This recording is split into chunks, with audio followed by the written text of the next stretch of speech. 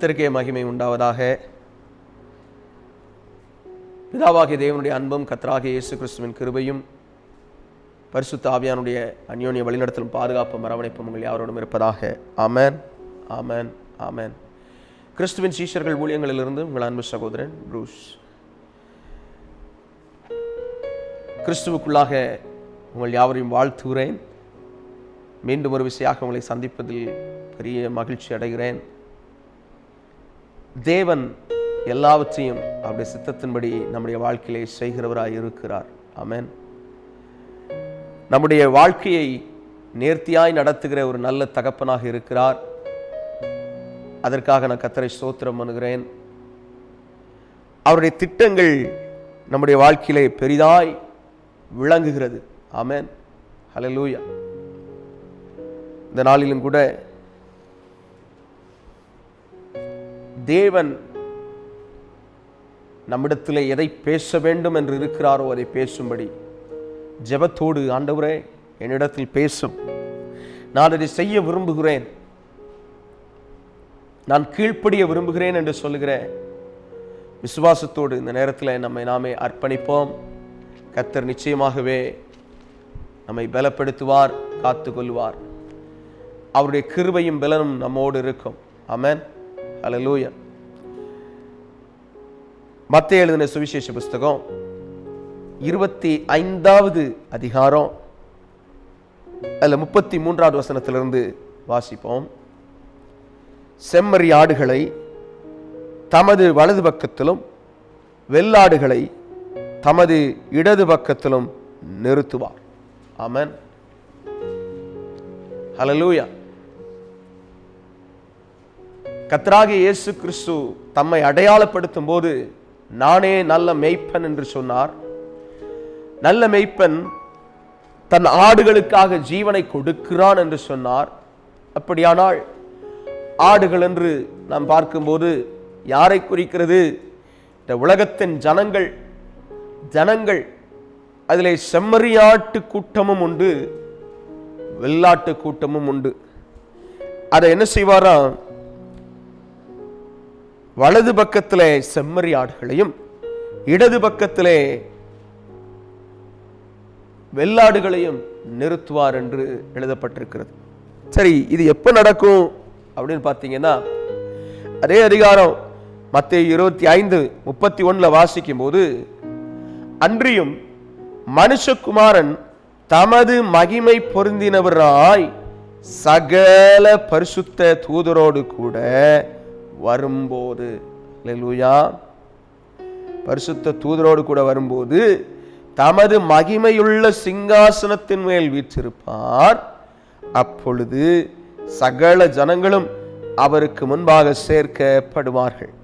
மேய்ப்பனானவன் செம்மறி ஆடுகளையும் வெள்ளாடுகளையும் வெவ்வேறாக பிரிக்கிறது போல அவர்களை அவர் பிரித்து, அல்லேலூயா. பாருங்க, சகல ஜனங்களும், ஒருத்தர் கூட அதில் விடுபட்டு போக முடியாது. கர்த்தராகிய இயேசு கிறிஸ்து மகிமை பொருந்தினவராக தமது சிங்காசனத்தோடு பரிசுத்த தூதரோடு வரும்போது என்று எழுதப்பட்டிருக்கிறது. இந்த பரிசுத்த தூதரோடு அவர் வரும்போது சகல ஜனங்களும் அவருக்கு முன்பாக சேர்க்கப்படுவார்கள். மேய்ப்பனானவன் செம்மறி ஆடுகளை தனியாகவும் வெள்ளாடுகளை தனியாகவும் பிரிச்சு வைக்கிறது போல, அது பாருங்க, வெள்ளாட்டை இடது பக்கமும் செம்மறியாட்டை வலது பக்கமும் ஆண்டவர் பிரிச்சு வைப்பேன்னு சொல்றார். அப்படி பிரிச்சு வைக்கிறது எதற்கு என்று பார்க்கும்போது பார்ப்பீர்களானால் பாருங்க, 34வது வசனம், அப்பொழுது ராஜா தமது வலது பக்கத்தில் நிற்பவர்களை பார்த்து, வாருங்கள், என் பிதாவினால் ஆசீர்வதிக்கப்பட்டவர்களே, உலகம் உண்டானது முதல் உங்களுக்காக ஆயத்தம் பண்ணப்பட்டிருக்கிற ராஜ்யத்தை சுதந்திரித்துக் கொள்ளுங்கள் என்பார். அல்லேலூயா. ஃபர்ஸ்ட் வார்த்தையே, செம்மறியாட்டு கூட்டத்திற்கு முதல் கொடுக்கப்படுகிற வார்த்தையே என்னது? உலகம் உண்டானது முதல் உங்களுக்காய் ஆயத்தம் பண்ணப்பட்டிருக்கிற ராஜ்யத்தை சுதந்திரித்துக் கொள்ளுங்கள். ஆமென். ஆண்டவர் தன்னுடைய ராஜ்யத்தையே அந்த செம்மறியாட்டு கூட்டத்துக்குத்தான் கொடுக்க போறார் அப்படிங்கிற காரியத்தை இங்க பார்க்கிறோம். சரி, அது என்ன பிரிக்கிறது? உலக மனிதர்கள் ஆண்டவருடைய பார்வையிலே ஜாதிகள் இல்லை. இந்த இடத்துல பாருங்க, ரெண்டே கூட்டம் மட்டும் சொல்றாரு, வெள்ளாடு செம்மறியாடுங்கிறார். அல்லேலூயா. சகல ஜனங்களும்னு சொல்றாரு. அல்லேலூயா. அதை ஊமையாக கர்த்தர் இந்த இடத்துல காட்டுறத பார்க்கிறோம். ஆமென். கர்த்தருக்கு மகிமை உண்டாவதாக. தேவன் பெரிய காரியங்களை செய்வாராக. ஆமென். ஹல்லேலூயா. பாருங்க, அந்த இடத்துல ரெண்டா பிரிக்கப்படுகிற ஒரு காரியம் வருது. எதன் அடிப்படையிலே இவர்கள் பிரிக்கப்படுகிறார்கள் என்பதற்கு கீழே அவர் விளக்கம் சொல்லுகிறார். ஆனால் முதலாவது, இந்த செம்மறி ஆட்டுக்கும் வெள்ளாட்டுக்கும் என்ன வித்தியாசம்? ஒரு வித்தியாசத்தை கவனிக்கணும். வெள்ளாட்டு கறி எப்படி இருக்கும்? கொஞ்சம் எலசா, கொஞ்சம் நல்லா நல்லா இருக்கும் சாப்பிட்றதுக்கு.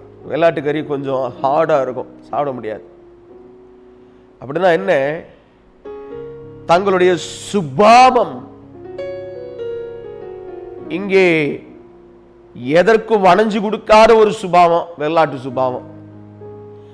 செம்மறியாட்டு சுபாவம் எல்லாத்தையும் தாங்கி கொண்டு, இங்கே வெள்ளாட்டு செம்மறியாட்டில் இருந்தால் மயிர் கத்தரித்து அதை அந்த மற்ற காரியங்களுக்கு உபயோகப்படுத்துவார்கள். பாருங்க, அதனுடைய தோல் அவ்வளவு கனமாக இருக்கும். வாழ்க்கையிலே ஏற்படுகிற பாடுகள், கஷ்டங்கள், போராட்டங்கள் எல்லாவற்றையும் சகித்து பொறுமையோடு என் ஆண்டவருக்காய் என்று சொல்லி அவைகளை எல்லாம் சகிக்கிற ஒரு தன்மையுடையது தான் செம்மறியாட்டு கூட்டம். வெள்ளாட்டு கூட்டம் அப்படி இருக்காது. அல்லேலூயா. தேவனுடைய பிள்ளைகளுக்குள்ளேயே இந்த ஒரு வித்தியாசம் உண்டு. தேவனுடைய பிள்ளைகளாய் தங்களை அடையாளப்படுத்தி கொள்ளுகிறவர்கள், கிறிஸ்தவர்கள் என்று சொல்லுகிறவர்களுக்குள்ளேயே இந்த வித்தியாசம் உண்டு. இந்த காரியங்களை ஆண்டவர் சொல்ற அடிப்படையில் கவனிப்போம். 35வது வசனம். பசியாய் இருந்தேன், எனக்கு போஜனம் கொடுத்தீர்கள். தாகமாய் இருந்தேன், என் தாகத்தை தீர்த்தீர்கள். அந்நியனாய் இருந்தேன், என்னை சேர்த்து கொண்டீர்கள். வஸ்திரம் இல்லாதிருந்தேன், எனக்கு வஸ்திரம் கொடுத்தீர்கள். வியாதியாய் இருந்தேன், என்னை விசாரிக்க வந்தீர்கள். காவலில் இருந்தேன், என்னை பார்க்க வந்தீர்கள் என்பார். அல்லேலூயா. பல காரியம் சொல்றாரு இதுல. அப்போ நீதிமான்கள் கேட்கிறாங்க, அவருக்கு பிரதியுத்தரமாக நீதிமான்கள், அப்பொழுது நீதிமான்கள் அவருக்கு பிரதியுத்தரமாக, ஆண்டவரே, நாங்கள் எப்பொழுது உம்மை பசியுள்ளவராக கண்டு உமக்கு போஜனம் கொடுத்தோம், எப்பொழுது உம்மை தாகமுள்ளவராக கண்டு உம்முடைய தாகத்தை தீர்த்தோம். பாருங்க, செம்மறியாட்டு கூட்டத்துக்கு ஆண்டவர் முதல்ல வைக்கிற பேர் என்னது?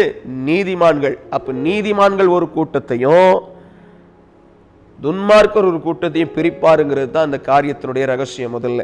சரி, பாருங்க, இப்படி கேட்கிறாங்க அவங்க கிட்ட, ஆண்டவர்கிட்ட கேட்கிறாங்க, எப்பொழுது உம்மை தாகமுள்ளவராக கண்டு உம்முடைய தாகத்தை தீர்த்தோம், எப்பொழுது உம்மை அந்நியராக கண்டு உம்மை சேர்த்து கொண்டோம், எப்பொழுது உம்மை வஸ்திரம் இல்லாதவராக கண்டு உமக்கு வஸ்திரம் கொடுத்தோம், எப்பொழுது உம்மை வியாதியுள்ளவராகவும் காவலில் இருக்கிறாகவும் கண்டு உம்மிடத்தில் வந்தோம் என்பார்கள். அதற்கு ராஜா பிரதியுத்தரமாக, மிகவும் சிறியவராகிய என் சகோதரரான இவர்களில் ஒருவனுக்கு நீங்கள் எதை செய்தீர்களோ அதை எனக்கே செய்தீர்கள் என்று மெய்யாகவே உங்களுக்கு சொல்லுகிறேன் என்பார். அல்லேலூயா. ராஜா என்ன சொல்வாரு? இந்த சிறியராகிய, மிகவும் சிறியவராகிய என் சகோதரரான இவர்களில் ஒருவனுக்கு நீங்கள் எதை செய்தீர்களோ அதை எனக்கே செய்தீர்கள் என்று மெய்யாகவே உங்களுக்கு சொல்லுகிறேன் என்பார். ஆமென். சரி, இப்போ யாரை பார்த்து இதை செய்யணும்னு சொல்றாரு? இங்க சீஷர்களை ஆண்டவர் கை நீட்டி சொல்லும் போது சொல்றாரு, இந்த சிறியரில் நீங்கள் எதை செய்தீர்களோ எனக்கே செய்தீர்கள். அதே போலதான் இங்கேயும் சொல்றாரு, இந்த சிறியவராகிய, மிகவும் சிறியவராகிய என் சகோதரரான இவர்களில் ஒருவனுக்கு நீங்கள் எதை செய்தீர்களோ அதை எனக்கே செய்தீர்கள் என்று மெய்யாகவே உங்களுக்கு சொல்லுகிறேன் என்பார். ஆமென், ஹல்லேலூயா. இதுல இப்போ நீங்க பயங்கரமான ஒரு போராட்டத்தின் நாட்களுக்குள்ளே தேசங்கள் இருக்கிறதை பார்த்து கொண்டிருப்பீர்கள். ஒரு தத்தளிப்பின் நாட்கள், நெருக்கத்தின் நாட்கள், கண்டிதத்தின் நாட்கள். இந்த நாட்கள்ல யார் என்ன பண்ணணும், எப்படி செய்யணும், என்ன எப்படி செயல்படணும்னு தெரியாத அளவுக்கு கண் சொருகி போன ஒரு நிலையில இருக்கக்கூடிய நாட்களா இருக்கும். அப்படிப்பட்ட ஒரு நாட்களிலே நீங்கள் இருப்பீர்கள். இந்த நேரத்தில் கர்த்தர் உங்களுக்கு சொல்றது, வஸ்திரம் இல்லாதவனுக்கு, அதாவது பசியா இருந்தேன் போஜனம் கொடுத்தீர்கள். நேரடியான அந்த அர்த்தமும் உண்டு, ஆவிக்குரிய அர்த்தமும் உண்டு. நேரடியா பசியா இருக்கிறவங்களுக்கு என்ன செய்யணும், போஜனம் கொடுக்க வேண்டியதன் அவசியம் உண்டுன்னு சொல்லி இந்த வசனம் சொல்லுது. ஆமென், ஹல்லேலூயா. அதே போல தாகமாய் இருக்கிறவர்களுக்கு தாகத்தை தீர்க்க வேண்டும். பாருங்க, பசியா இருந்த போஜனம் கொடுத்தேன் அப்படின்னு சொல்றாரே, அது என்ன ஆவிக்குரிய ரீதியில் இது என்ன காரியத்தை சொல்றார் ஆண்டவர்னு சொல்லி கொஞ்சம் கவனித்து பார்ப்போமானால்,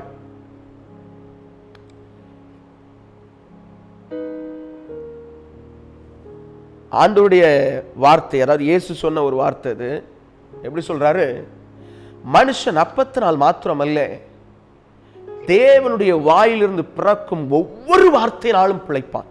ஆமென்.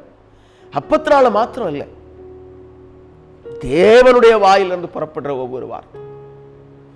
ஓஹோ, அப்போ தேவனுடைய வார்த்தை ஒரு மனுஷனை பிழைப்பூட்டும். ஆமென், ஹல்லேலூயா. தேவனுடைய வார்த்தைய பசியா இருக்கிறவங்க, பசினா என்ன பசி, ஆத்மாவிலே பசி. யார் உண்மையான கடவுள் என்று ஒரு கூட்டம் தேடுது, அவரை எப்படியாவது பார்த்துடலாமான்னு சொல்லி ஒரு கூட்டம் இந்த மலைக்கு போனா சரியாயிரும், அல்ல அந்த மலைக்கு போனா சரியாயிரும், அல்லது இந்த புண்ணிய தலத்துக்கு போனா சரியாயிரும், அந்த இடத்துக்கு போனா சரியாயிரும்னு சொல்லி ஒவ்வொரு இடமா தேடி ஓடுற ஒரு கூட்டம், கடவுளை உண்மையா தேடுறதுக்காக. இந்த நதியில போய் முங்கிட்டா என் பாவம் சரியாயிருவே அப்படின்னு சொல்லி ஓடுற ஒரு கூட்டம். ஆனால் வசனம் சொல்லுகிறது, அந்த பசியோடு இருக்கிறவர்களுக்கு நாம் போஜனம் கொடுக்க வேண்டும். ஆமென். அப்படியானால் கிறிஸ்துவின் ராஜ்யத்தை குறித்து மற்றவர்களுக்கு நீங்கள் அறிவிக்க வேண்டியதன் அவசியம் நிச்சயம் உண்டு என்பதை இந்த வசனம் சொல்லுகிறது. ஆமென். தேவனுக்கே மகிமை உண்டாவதாக. பாருங்க, தாகமாயிருந்தேன். சிலரு எப்படி ஆகணும், நான் கடவுளை பாத்துற மாட்டனா, இந்த கடவுள் எனக்கு இதை செஞ்சிராதா, இந்த கடவுள் எனக்கு அதை தந்துராதா அப்படிங்கிற ஒரு தாகத்தோட தேடுறவங்க இருக்கிறாங்க. அப்படிப்பட்டவங்களுக்கு நம்ம என்ன செய்யணும், இயேசு தான் மெய்யான கடவுளா இருக்கிறாருங்கிறத நாம் சொல்லி அவர்களை தேவனுக்கு நேரே நாம் என்ன செய்யணும், நடத்த வேண்டும். அதை வேதம் அங்கீகரிக்கிறது. ஹல்லேலூயா. பாருங்க, நேரடியாகவும் இதனுடைய அர்த்தம் இருக்கிறது. பசியா இருக்கிறவங்களுக்கு நாம் கொடுக்கணும், தாகமா இருக்கிறவங்களுக்கு தண்ணீர் கொடுக்கணும். அதே சமயத்தில் ஆத்ம பாரம், ஆத்ம தாகத்தோடு இருக்கிறவர்களுக்கு நாம் செய்ய வேண்டியவைகள். ஆமென். அந்நியராக இருந்து என்னை சேர்த்து கொண்டீர்கள். வெளியில அந்நியமா இருக்கிறவர்களை தேவனுடைய ராஜ்யத்துக்குள்ளே கொண்டு வர வேண்டியதன் அவசியத்தை தான் மீண்டும் வலியுறுத்துறார் ஆண்டவர். அல்லேலூயா. தூரத்தில் இருக்கலாம், தேவனுக்கு விரோதமான காரியங்களை செய்து கொண்டிருக்கிற ஒரு அந்நிய நுகத்திலே இருந்து கொண்டிருக்கலாம், அவர்களை நம்மோடு சேர்த்து நாம் பராமரிக்க வேண்டியதன் அவசியம் உண்டு. சில ஊழியக்காரங்க கிராமங்களுக்கு சுவிசேஷ ஊழியங்களுக்கு சென்று அந்த இடத்துல போயிருக்கிற இடத்துல அந்நியமான ஒரு சூழ்நிலை உண்டாயிரும், துரத்தி விடப்பட வேண்டிய ஒரு சூழ்நிலை வரும். அப்படிப்பட்டவங்களை என்ன பண்ணணுமா, சேர்த்து கொள்ள வேண்டும் என்று ஆண்டவராகிய இயேசு இந்த இடத்துல கற்றுத்தருகிறதை பார்க்கிறோம். அல்லேலூயா. தேவனுக்கே மகிமை உண்டாவதாக. சோத்திரம் சோத்திரம் சோத்திரம். பாருங்க, வஸ்திரம் இல்லாதிருந்தேன், எனக்கு வஸ்திரம் கொடுத்தீர்கள். சேர்த்து கொண்ட பிறகு வஸ்திரம். ஒரு மனிதனுக்கு, தேவையோடு இருக்கிற மனிதனுக்கு அந்த வஸ்திரத்தை கொடுக்க வேண்டியதன் அவசியம் உண்டு. ஆமென். அதே போல ரட்சிப்பு என்கிற வஸ்திரத்தை நாம் கொடுக்க வேண்டியதன் அவசியம் கட்டாயம் உண்டு. அதை நாம் செய்துத்தான் ஆக வேண்டும். ஆண்டவர் இவர்தான் சொல்லி காட்டி கொடுக்கிறது மட்டும் இல்லை, ரட்சிப்பை அவர்கள் பெரும்படிக்கான பாரப்பட்டு நாம் ஜெபிக்கிறவர்களாக அந்த காரியத்தை அவர்கள் பெற்றுக்கொள்ள வேண்டுமே என்கிற ஒரு ஏக்கமுடையவர்களாக நாம் இருக்க வேண்டும்.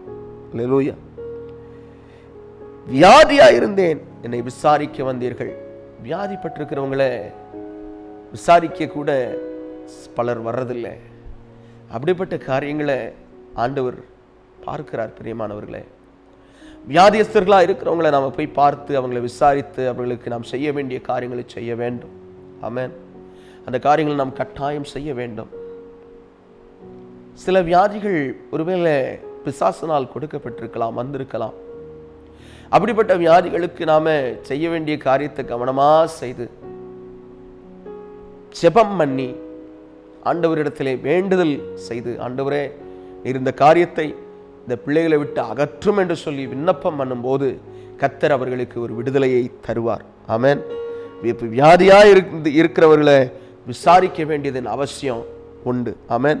விசாரிக்கிறதுனா போய் பார்த்து, ஓ நல்லா இருக்கீங்களா அப்படின்னு மட்டும் அல்ல, அவர்களுக்காக ஆண்டவரே இவ்வளவு நாளா வியாதியா இருக்கிறாங்களே, இவ்வளவு போராட்டத்தில் இருக்கிறாங்களே அப்படின்னு சொல்லி கண்ணீர் வடித்து தெய்வ சமூகத்திலே கண்ணீரோடு ஜெபிக்க வேண்டும். இது தேவன் நம்மிடத்திலே விரும்புகிறார். பிரியமானவர்களே. ஆமென். ஹல்லேலூயா. அடுத்த காரியம் பார்த்தீங்கன்னா, காவலில் இருந்தேன், என்னை பார்க்க வந்தீர்கள். பிசாசினால் காவல் படுத்தப்படுகிறவர்கள் உண்டு. பிசாசின் போராட்டத்தின் தீவிரத்தினால் அப்படியே முடங்கி போன நிலையிலே இருக்கிறவர்கள் உண்டு. அவர்களை நாம் பார்த்து அவர்களுக்கு நாம் விடுதலையை கர்த்தராகிய இயேசுவின் நாமத்தினாலே வாங்கி கொடுக்க வேண்டியதன் அவசியம் உண்டு.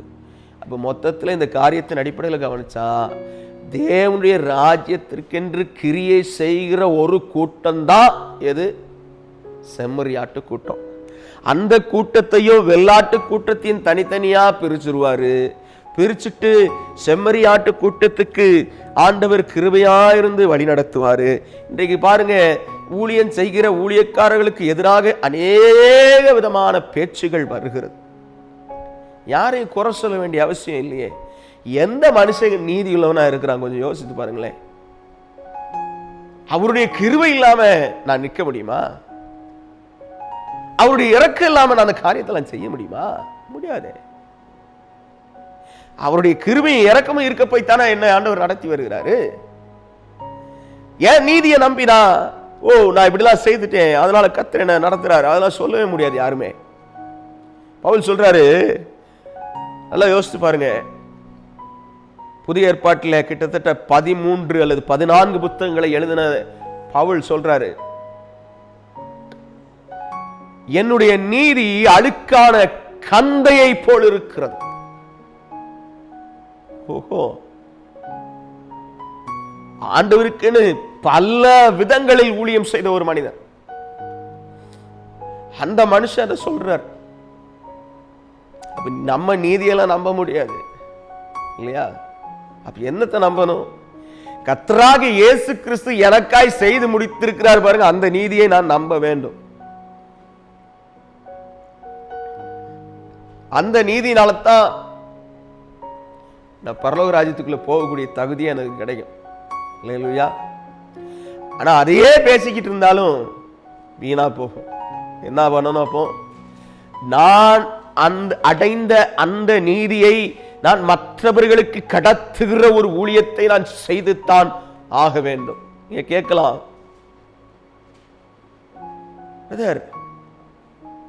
அழைப்பு இல்லாம ஊழியம் பண்ணலாமா? ஒன்னேன்னு சொல்றேன் பிரியமானவர்களே, அவருடைய தீர்மானத்தின்படி அழைக்கப்படாமல் கிறிஸ்துவுக்குள்ளாய் ஒருவரும் வருகிறதில்லை. அல்லேலூயா. அன்றியும் அவருடைய தீர்மானத்தின்படி அழைக்கப்பட்டவர்களாய் என்று சொல்லுது வசனம். அவருடைய தீர்மானம் இருந்தா தான் நீங்க கிறிஸ்தவர்களா இருக்க முடியும். கிறிஸ்தவர்களா இருந்துட்டு பேர் கிறிஸ்தவர்களா இருக்கிறவங்கள நான் சொல்லல. கிறிஸ்துவோடு ஐக்கியப்பட்டு கிறிஸ்துவின் அவர்களாக, கிறிஸ்துவை உடையவர்களாக, கிறிஸ்துவின் ராஜ்யத்தில் பங்குள்ளவர்களாக, கிறிஸ்துவின் சித்தத்தை செய்கிறவர்களாய் மாறுகிறவர்களை பற்றி சொல்லுகிறேன். அப்படியானால் நீ கேட்கலாம், பிரதர் நான் என்ன செய்யணும்? இயேசுவை அறிஞ்சிருக்கிறேன்னு சொன்னீங்கன்னா கஷ்டப்படுற ஏழைகளை நீங்க இந்த நேரத்தில் உதவி செய்யுங்க. அவங்களுக்கு வஸ்திரம் இல்லையா கொடுங்க, ஆகாரம் இல்லையா கொடுங்க, பண உதவி செய்யுங்க. அல்லேலூயா. கர்த்தர் அதை பார்ப்பார். ஆமென். நேரடியாவது செய்யணும் இந்த வசனத்தின்படி. அதே போல அவர்களுக்கு தேவனுடைய அன்பையும் கூட்டி வழங்குங்கள். கர்த்தர் உங்களை நிச்சயமாய் ஆசீர்வதிப்பார். பிரியமானவர்களே, தேவ சித்தத்தை உங்கள் வாழ்க்கையில நிறைவேற்றுகிறதுக்கு ஒப்பு கொடுங்க. கர்த்தருடைய பரிபூர்ண பலனும் பாதுகாப்பு உங்களோடு இருக்கிறதுக்கு அவர் கிருபையா இருக்கிறார். அவர் இரக்கம் தருவார், அவர் நடத்துவார். ஆமென். அப்ப ஊழியக்காரர்களுக்கு எதிராக பேசுற ஒரு கூட்டம் இருக்குது. அது ஒரு கூட்டம். ஆனா யாரும் யாரையும் நியாயம் தீர்க்காதீங்க. அது தவறான ஒரு காரியம். தேவன் எந்த மனுஷனும் பாவிதான். இந்த உலகத்துல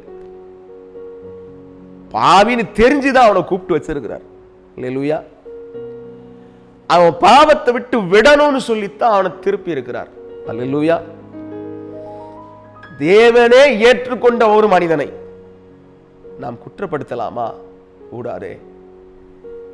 ஒருவேளை தவறு பண்ணிட்டு இருக்காங்கன்னு தெரியுதா, சம்பந்தப்பட்ட நபரை நேரா போய் சந்தித்து, பிரதர் இந்த மாதிரி நீங்க செய்யக்கூடாது அப்படின்னு நீங்க நேரடியா சொல்லுங்க. இன்றைக்கு அநேகர் அது செய்யறது இல்லை. வெளியில பேசுறது, வெளியில ஒண்ணுன்னா சொல்றது, இதெல்லாம் செய்யாதீங்க. அப்படி செய்யறது ஆண்டவருக்கு அருவருப்பான ஒரு காரியம். இப்படி இந்த பேசப்படுது பார்த்தீங்களா? இந்த பேசப்படுறத அந்த ஊழியக்காரர்கள் ஏற்றுக்கொண்டு பொறுமையாய் அதை சகிக்கும் போது அவர்கள் எந்த நிலைக்கு போயிடுறாங்க தெரியுமா? செம்மறியாட்டினுடைய சரீரத்துக்கு சொன்ன தெரியுமா ஆரம்பத்தில்? செம்மறியாட்டின் சரீரம் எப்படிப்பட்டது? கடினமான சரீரம். அதற்கு அந்த தோள்கள், அதனுடைய கறி, அந்த இதுவே எப்படி இருக்கும்? கடினமானதாக இருக்கும்.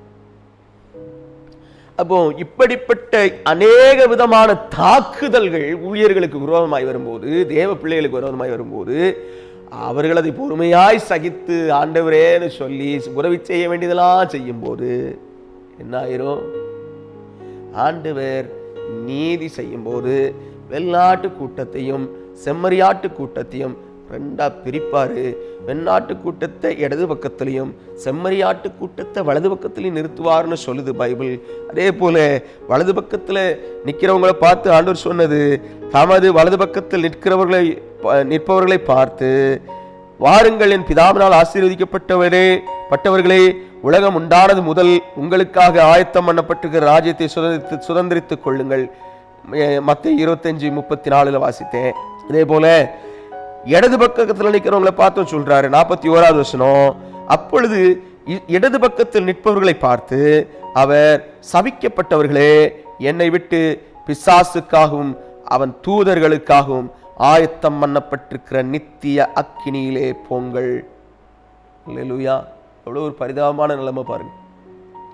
ஃபர்ஸ்டே ரெண்டா பிரிச்சிருவேங்கிறாரு.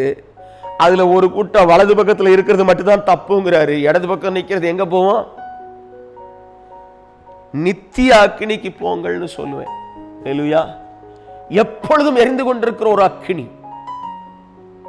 அந்த அக்கினிக்கு போங்கள் என்று அனுப்பப்படுவார்கள். அப்ப இதையெல்லாம் கவனிச்சுதான் கிறிஸ்தவர்கள் என்ன செய்யணும்? கர்த்தரை அறியாத ஜனங்களுக்கு இதை சொல்லி அவர்களை கர்த்தருக்குள்ளே கொண்டு வந்து அவங்கள விசுவாசியா மட்டும் இல்ல, அவங்களும் எழும்பி ஊழியம் செய்யறவங்களா மாத்தணும். அல்லேலூயா. நான் உங்களுக்கு உபதேசித்திருக்கிறவைகளை அவர்கள் கைகொள்ளும்படிக்கு அவர்களுக்கு உபதேசம் பண்ணுங்கள் என்றார். ஆமென். எல்லாரும் நீ கர்த்தரை அறிந்திருக்கிறேன் என்று சொல்லுவாயானால், நீ தேவனுக்கு நேரே உண்மையிலவராய் இருக்க விரும்பினால், நீ செம்மறியாட்டு கூட்டத்திற்குள்ளே வர வேண்டும் என்று விரும்பினால், இன்றைக்கே ஒரு தீர்மானத்தோடு, எஸ், நான் இன்னையிலிருந்து மற்றவங்களுக்கு இயேசு அறிவிப்பேன்னு சொல்லுங்க. கஷ்டப்படுறவங்களுக்கு உதவி செய்வேன்னு சொல்லுங்க. இன்றைக்கு மிகுந்த துக்கம், துயரம், திரும்பமெல்லாம் ஓலங்கள் கேட்டுக் கொண்டிருக்கிறது. என்ன செய்வேன்? அடுத்த வேலைக்கு என்ன பண்ணுவேன்? அடுத்த வேலை சாப்பாட்டுக்கு என்ன செய்வேன்? போடுறதுக்கு ட்ரெஸ் இல்லாம, இருக்கிறதுக்கு இடம் இல்லாம, வெளியிலே நகர வீதிகளிலே நடந்து சுற்றி அலைந்து கொண்டிருக்கிற ஒரு கூட்டம். பாருங்கள் ஐயா, பாருங்கள் அம்மா, சகோதரனே, சகோதரி, எவர்களெல்லாம் பார், அவர்களுக்கு உதவி செய்.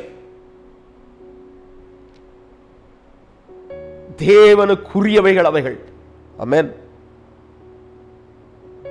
எளியவன் தேசத்தில் இல்லாமல் இருப்பதில்லை, எளியவனுக்கு உன் கையை தாராளமாய் திறக்க வேண்டும் என்று வேதம் சொல்லுகிறது. அல்லேலூயா. உன்கிட்ட இருக்கிறத எனக்கு நாளைக்கு வேணும் நினைச்சு சேர்த்து வைக்காத. இன்றைக்கு என்ன காரியம், யாருக்கு கொடுக்கணும், எப்படி கொடுக்கணும், செயல்படு. கர்த்தர் உன்னை ஆசீர்வதிப்பார். பிரியமானவர்களே, பிரியமானவர்களே, கர்த்தர் உங்களை ஆசீர்வதிப்பார். தேவனுடைய விருப்பம் மற்ற மனிதர்களை பராமரித்தலில் இருக்க வேண்டும். ஹல்லேலூயா. அதை நம்மிடத்தில் தேவன் விரும்புகிறார். ஆமென். நாம் செய்ய வேண்டியதை ஒரு நாள் விட்டுறக்கூடாது. சாட்சிக்காக சொல்றேன். என்கிட்ட ஒரு சகோதரர் வாட்ஸ்அப்ல மெசேஜ் பண்ணி, பிரதர், என் நிலைமை ரொம்ப மோசமா இருக்கு, எனக்கு உதவி செய்யுங்கன்னு கேட்டார். என் இருதயத்தில் என்னவோ அந்த நேரத்தில் அவங்களுக்கு கொடுக்கணுங்கிற அந்த எண்ணம் வராதபடிக்கு ஒரு அடைப்பு வந்தது. கர்த்தர் எனக்கு இருதயத்தில் ஒரு காரியத்தை காட்டி பேசிட்டாருன்னு எனக்கு உடனே செய்கிற ஒரு பழக்கத்தை எனக்கு வச்சிருக்கிறார். அது வச்சு இருதயத்தில் வச்சு ஆலோசனை பண்ண ஒரு 10 நாள் போயிடுச்சு. ஆண்டவரே, பொதுவாக டக்குன்னு சொல்வீங்களே, யாருக்கும் இந்த மாதிரி கேட்டாங்கல்ல, இந்த மாதிரி இது வரும்போதுன்னா அப்படின்னு சொல்லும்போது 2 வார்த்தையை பேசினார் ஆண்டவர்.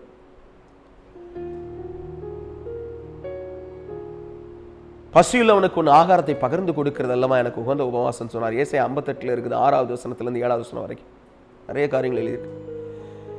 மத்திய 5வது அதிகாரத்திலேயே இந்த வசனம், இன்னொரு வசனம் சொல்லியிருக்கு, உன்னிடத்தில் கேட்கிறவனுக்கு கோடி. இந்த 2 வசனத்தை கொண்டு என்கிட்ட ஆண்டவர் பேசினார். உடனே அந்த என்கிட்ட தொடர்பு கொண்ட 2 சகோதரர்களுக்கும் பேசி அந்த காரியத்தை நான் செய்து முடிக்க தேவன் உதவி செய்தார். அல்லேலூயா. நம்மகிட்டே இல்லையே அப்படின்னு நினைக்காதீங்க. கொடுங்கள், அப்பொழுது உங்களுக்கு கொடுக்கப்படும். கர்த்தர் நிச்சயமாய் காரியங்களை செய்வார். கொடுக்கிறவர்களுக்கு ஒரு நாளும் கர்த்தர் கைவிடவே மாட்டார். இந்த பஞ்ச நாட்களிலே நீங்கள் மற்றவர்களுக்கு உதவி செய்கிறதை கர்த்தர் தம்முடைய கணக்கில் வைத்து உங்களை இரட்டிப்பான ஆசீர்வாதங்களால் ஆசீர்வதிப்பார். கர்த்தர் எனக்கு அப்படி தந்தார். அல்லேலூயா. தேவனுடைய கிருபை. பிரியமானவர்களே, அதனால ஒன்றுக்கும் கவலைப்படாமல் கர்த்தரிடத்தில் கேளுங்கள், கர்த்தரிடத்தில் பேசுங்கள். கர்த்தர் நிச்சயமாய் காரியங்களை செய்வார். விசுவாசத்தோடு கர்த்தரை சார்ந்து கொள்ளுங்கள். கொடுக்க வேண்டியவர்களுக்கு, தேவையுள்ளவர்களுக்கு கொடுங்கள். கர்த்தர் நிச்சயம் உங்களை ஆசீர்வதிப்பார். குறிப்பாக இயேசுவின் அன்பையும் கூட்டி வழங்குங்கள். ஆமென். ஹல்லேலூயா. ஜெபிப்போம். கண்களை மூடுவோம். நல்ல தகப்பனை, நாங்கள் இந்த பார்த்த இந்த சத்திய வார்த்தையின்படி வலப்பக்கத்தில் இடது பக்கத்தில் நிற்கிற 2 கூட்டம், செம்மறியாடு, வெள்ளாடு, இந்த 2 கூட்டத்தை பிரித்து கர்த்தர் செய்ய போகிற காரியத்துக்காய் சோத்திரம் சோத்திரம் சோத்திரம். நாங்கள் செம்மறியாட்டு கூட்டமாக இருக்கணும் ஆண்டவரே. எங்களுக்கு அந்த பலனை கொடுங்க, எங்களுக்கு அந்த கிருபையை கொடுங்க. ஒப்பு கொடுங்க, ஒப்பு கொடுங்க. வாயை திறந்து கர்த்தரிடத்தில் உங்கள் கைகளை உயர்த்தி ஒப்பு கொடுங்க. நாங்கள் அந்த வெள்ளாட்டு கூட்டத்தில் இருக்க விரும்பல, செம்மறியாட்டு கூட்டத்தில் இருக்க விரும்புகிறோன்னு சொல்லுங்க. ஆண்டவருடைய சித்தத்தை செய்ய விரும்புகிறோன்னு சொல்லுங்க. ஆண்டவரே, எங்களை அர்ப்பணிக்கிறோன்னு சொல்லுங்க. அப்பா, எங்களை ஒப்பு கொடுக்குறோன்னு சொல்லுங்க. ஆண்டவரே, கைகளை உயர்த்தி தங்களின் மனம் திறந்து இந்த நேரத்தில் ஆண்டவரே ஒப்பு கொடுத்த பிள்ளைகளை கர்த்தர் ஆசீர்வதிங்க. தொடுங்க. அவர்கள் இருதயத்தை கர்த்தருக்கு நேரே திருப்ப, கர்த்தருக்கு நேரே ஆண்டவரே அவர்கள் உண்மை நோக்கி பார்க்கத்தக்கதான கிருபைகளை தந்து கர்த்தர் வழி நடத்த வேண்டும்படி கரத்திலே ஒப்பு கொடுத்து ஜெபிக்கிறேன். பாதுகாத்துக் கொள்ளுங்க. தேவ பிரசன்னமும் ஆளுகையும் தேவனுடைய கரமும் ஒவ்வொருவரையும் தொடுவதாக கர்த்தராகிய இயேசுவின் நாமத்தில். ஆண்டவரே, பிள்ளைகளுடைய தேவைகளை சந்திங்க.